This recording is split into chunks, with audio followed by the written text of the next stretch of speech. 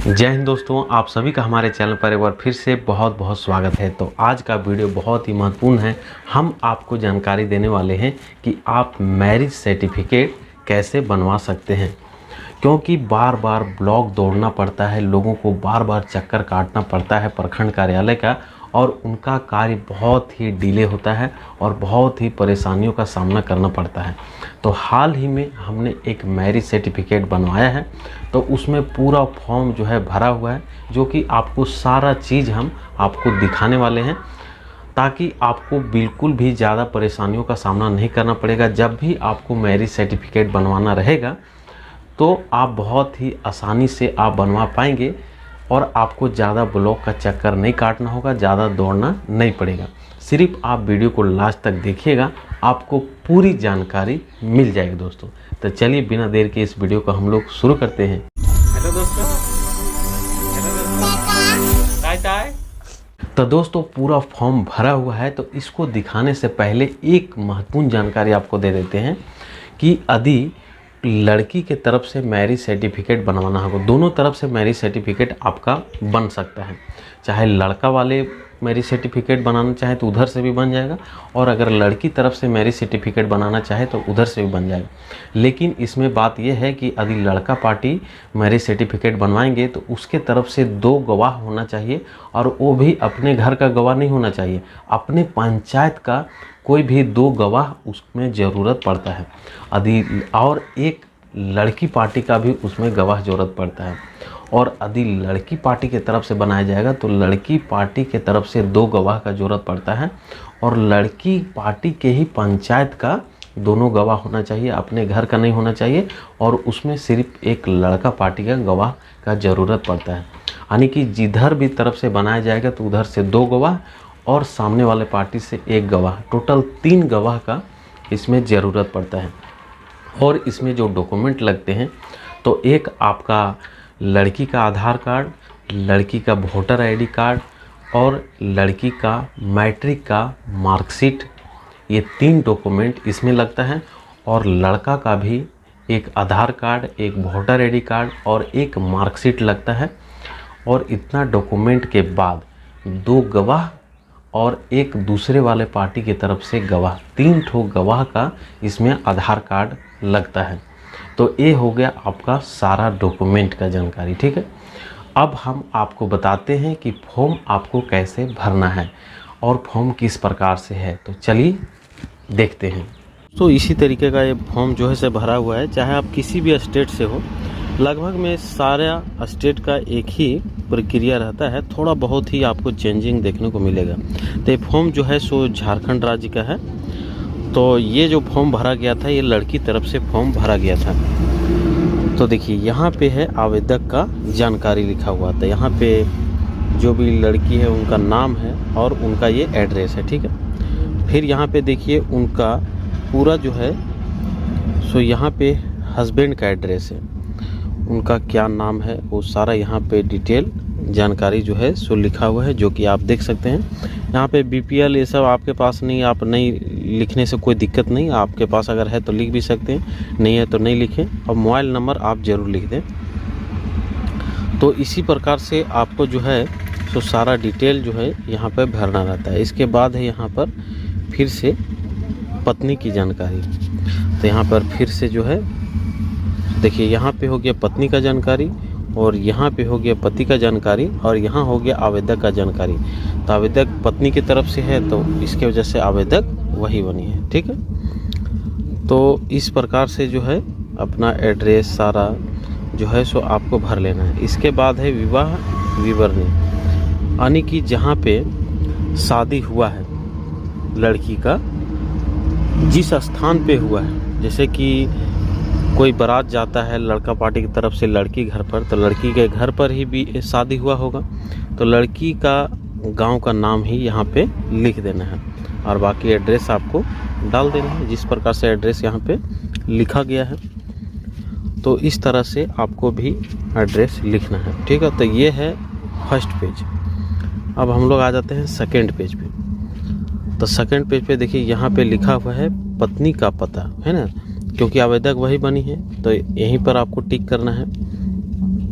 और इसके बाद फिर से विवाह का स्थान, तो जो भी लड़की है उनका गांव में मतलब कि अपने घर में ही शादी हुआ, बारात आया हुआ था, तो वो अपना गांव के यहाँ पे एड्रेस डाल दी, जो भी ग्राम है, पोस्ट है, जिला है, वो सारा यहाँ पे लिख दी। इसके बाद देखिए यहाँ पर है गवाह का विवरण। तो गवाह में लड़की के तरफ से 2 ठो गवाह हो गया। तो देखिए ये है पहला गवाह और ये है दूसरा गवाह, क्योंकि लड़की आवेदक है और लड़का तरफ से है 1 ठो गवाह, है ना। तो इस प्रकार से जो भी गवाह है, तो पहला गवाह का नाम और उनका एड्रेस लिखना है, जो कि अपना ही ग्राम पंचायत का होना चाहिए। और ये है दूसरे गवाह का नाम और उनका एड्रेस।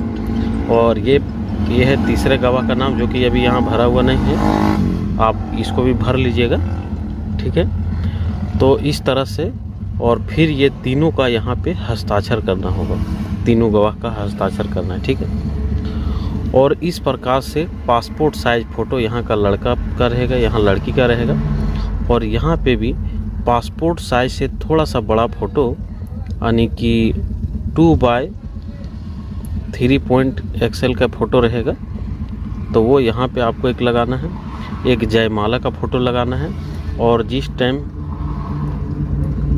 मैरिज होता है, जिसको हम लोग सिंदरा बंधन बोलते हैं, तो वो फ़ोटो यहाँ पे आपको लगाना है। इस प्रकार से ही फ़ोटो आपका होना चाहिए, नहीं तो फिर रिजेक्ट हो जाएगा। तो ये फॉर्म हो गया पहला। ये आपको डिस्क्रिप्शन बॉक्स में भी हम PDF फाइल दे देंगे, तो वहाँ से भी आप देख लेंगे।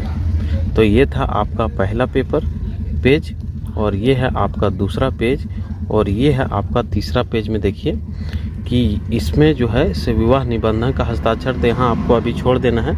और यहाँ पे है मुखिया प्रधान का हस्ताक्षर, तो यहाँ मुखिया जी अपना मुहर और साइन करेंगे, ठीक है। तो ये मुखिया जी साइन कर दिए हैं। इसके बाद जो है यही टोटल 3 ही पेपर रहता ही है। इसके बाद इसके साथ सारा डॉक्यूमेंट लगाना है, जैसे कि ये है लड़का का डॉक्यूमेंट, देखिए आधार कार्ड, वोटर ID कार्ड और मार्कशीट मैट्रिक का। उसी तरह लड़की का भी तीनों डॉक्यूमेंट रहेगा, आधार कार्ड, वोटर ID कार्ड और मार्कशीट, ठीक है। इसके बाद पहला गवाह का आधार कार्ड, दूसरा गवाह का आधार कार्ड और तीसरा गवाह का आधार कार्ड, तीनों का रहना चाहिए, ठीक है। इसमें छूटा हुआ है। इसके बाद देखिए मुखिया जी के पास जब आप हस्ताक्षर कराने जाएंगे, तो इस प्रकार से वो अपना लेटर पेड एक लिख के देंगे। लड़की आवेदक बनी है, लड़की के तरफ से ये मैरिज सर्टिफिकेट बनाया जा रहा है, तो जो ग्राम पंचायत के मुखिया होते हैं वो इस प्रकार से एक लेटर पेड पे अपना लिख के देंगे, प्रमाणित करके कि हाँ ये लड़की जो है से मतलब मेरे एरिया का अच्छे तरीके से जानता हूँ। ये सारा चीज़ जो है प्रमाणित किया जाता है। देखिए इसी प्रकार से सारा चीज़ लिखा हुआ रहेगा, जो कि आप इसको देख सकते हैं। और यहाँ पे उनका मुहर और हस्ताक्षर लगा हुआ रहेगा। तो ये हो जाएगा। लेटर पेड भी आपको जो है से लगाना पड़ेगा। और इसके साथ जो है सो विवाह का जो शादी कार्ड होता है वो भी आपको साथ में लगाना पड़ता है। तो दोस्तों ये फॉर्म सारा भर लेने के बाद, जैसा कि हम आपको बताएं, ये फॉर्म भर देने के बाद यदि आप खुद से बनाना चाहते हैं तो आपको अपने नज़दीकी प्रखंड कार्यालय जहां भी होगा, ब्लॉक जिसको हम लोग बोलते हैं, तो वहां पे जो क्लर्क होते हैं, कंप्यूटर ऑपरेटर होते हैं, तो वहां पर जाके इस फॉर्म को आपको ऑनलाइन करवाना पड़ता है।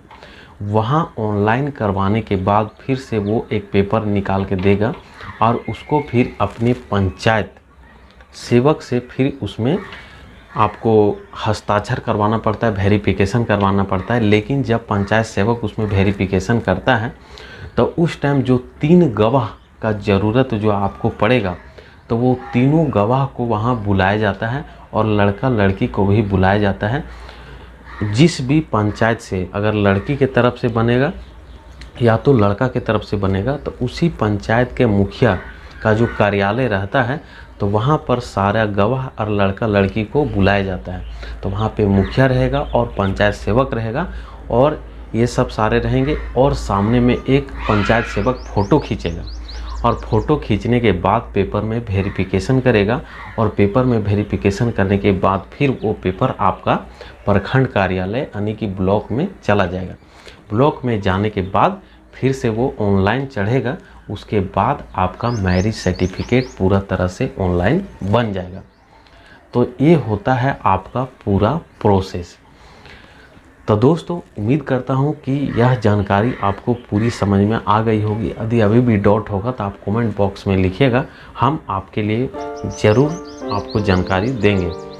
और यदि आप इस चैनल पर नए होंगे तो सब्सक्राइब कर लीजिएगा और ये भाई के लिए लाइक भी कर दीजिएगा। दैनिक जीवन में काम आने वाली जानकारी को हम आप लोगों के लिए हमेशा लाने का प्रयास करते रहते हैं। तब मिलते हैं आपसे फिर से एक नई वीडियो में नई जानकारी के साथ। तब तक के लिए बाय बाय दोस्तों।